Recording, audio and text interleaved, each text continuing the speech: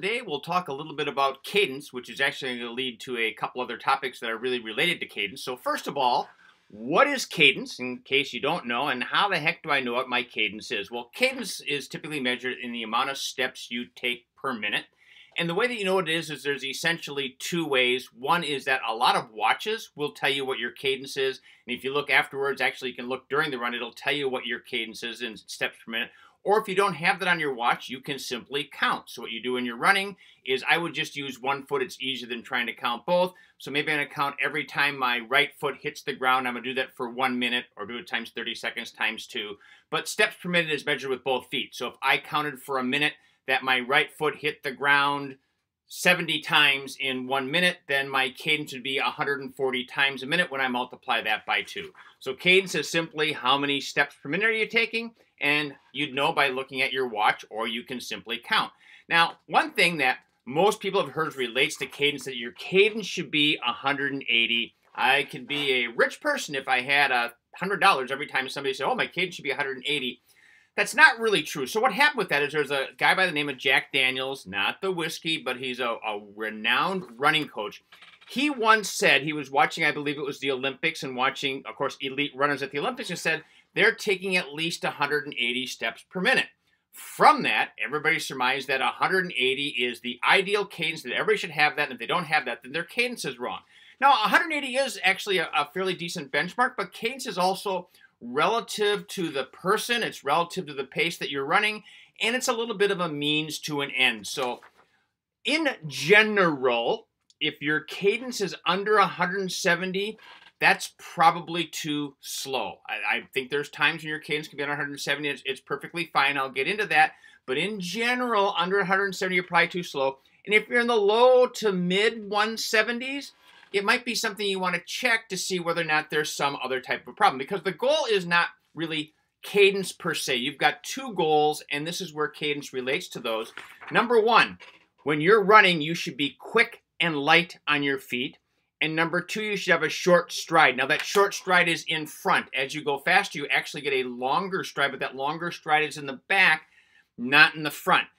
Typically, if your cadence is too low, you are either not quick and light, or you don't have a short stride, or most commonly you have both of those. So let's take a look at quick and light first. So a couple of cues first. When you're running, you should think about, if I'm running on eggshells, can I not be breaking any of those eggshells while I'm running, because it is light and quick and boom, down, boom, down, boom, down. I don't want to break the eggs. So think about running over a field of eggs. Or other people think of hot coals, that you're running on a bed of hot coals and you got to touch down, but you want to get your foot on the ground, you're getting off right away. It's very quick. So those are just two mental things to think about with light and quick. You can also look at something called ground contact time, GCT. There are a lot of watches or pods that measure that as well now. Now, I don't know how accurate they are, but a range for ground contact time is 160 milliseconds to 300 milliseconds. The elites are typically under 200 milliseconds. Now, I'm not here to tell you that your goal should be to run like the elites, because the vast majority of us are never going to do that. But the closer you are to 300, and certainly if you're over 300, you're on the ground too long. Your foot is down too long, so that means you are definitely not quick and light, and you want to work on that. I think my ground contact time is usually about 250, and I would consider myself to be kind of okay with quick and light. Again, the range is 160 to 300. Clearly, I think if you're close to 300, and for certain over 300, you're probably not quick and light. So what can I do about that? If you say, geez, I'm not quick and light on my feet. Well, you can use those mental imageries I talked about. Am I running on eggshells? Am I doing that? You can also just do a search on YouTube. You can find quick feet drills. They're typically drills that you can do when running, where you're trying to run with your feet over quick, over light. You're exaggerating that, but helps you get into the feel of doing that. But being quick and light on your feet is important, and one of the things that cadence leads us to. Now, the other thing is overstriding, or not having a short stride. It's estimated that about 80% of recreational runners overstride, so chances are you probably overstride, because 80% is a pretty high number. Now, the reason overstriding is bad is can lead to more injury. You will not be quick and light on your feet. You will generally not have the light cadence, which is why that's important. But it actually slows you down, because what happens is your foot is landing too far in front, and your foot is actually braking you momentarily, and then you kind of have to vault over your foot, and all those things take energy and make you slow. The analogy that I use, if you think about a pole vaulter running down with the pole, and when they plant that pole, they plant a little bit out in front, that pole will shudder momentarily, which is what's happening to your body. You stop for a millisecond, and then you've got to flip that person up and over the bar. The same thing happens when you get your foot out too far, when you don't have that nice short stride. So when you're landing, when you're running, your foot should be landing under your knee, which means, see if I can just get up and do this, my foot should be landing about like here. Your knee is bent, it's soft, it's down lower than what I was just showing you. It should not be out in front of your knee. The further your foot is in front of your knee, the greater the chance that you're actually overstriding. So you should be landing on a soft knee, and under that, you should also be underneath your center of mass. It's not exactly center of gravity. Think about nose down to the ground. Your feet are kind of like feeling like they're almost landing underneath your nose, but it's a very short stride in front. And the final thing with that is foot strike. A lot of people talk about, well, not only do I want to land with my foot under my knee, but I have to land midfoot. Now, I will tell you, in general, for endurance running, a midfoot strike is best. However, lots of people have heel strikes and that foot underneath the knee. For example, Mev Kovlesky is a famous heel striker. Shailene Flanagan's a famous heel striker. I don't know if there's many endurance runners that are landing on their toes, but that wouldn't be okay either. So midfoot is the best, but the fact is, as long as you've got a short stride in front, you're landing on a soft knee, your foot is under your knee, how the foot is landing is not all that big of a deal.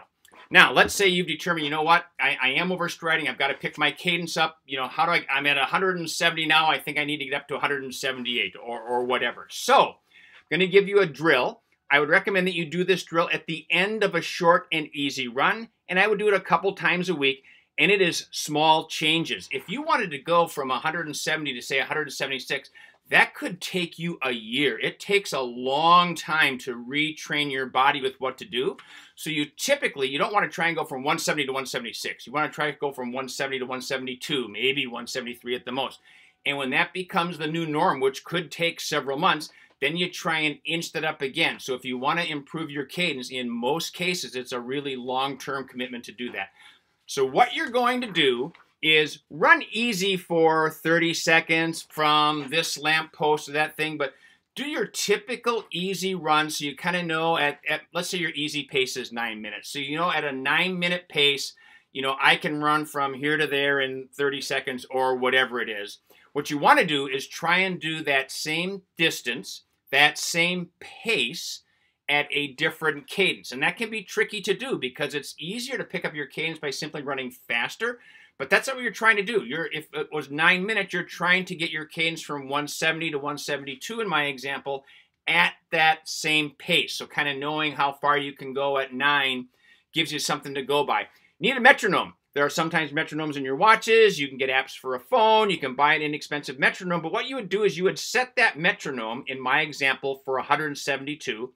And first, you will run in place for 15, 20, 30 seconds to that metronome, boom, boom, boom, boom. So your feet just running in place are feeling what that cadence of 172 feels like. As soon as you have that, start running forward for that distance that we just talked about, because that's how you're going to try and judge, am I doing this at the same pace as before?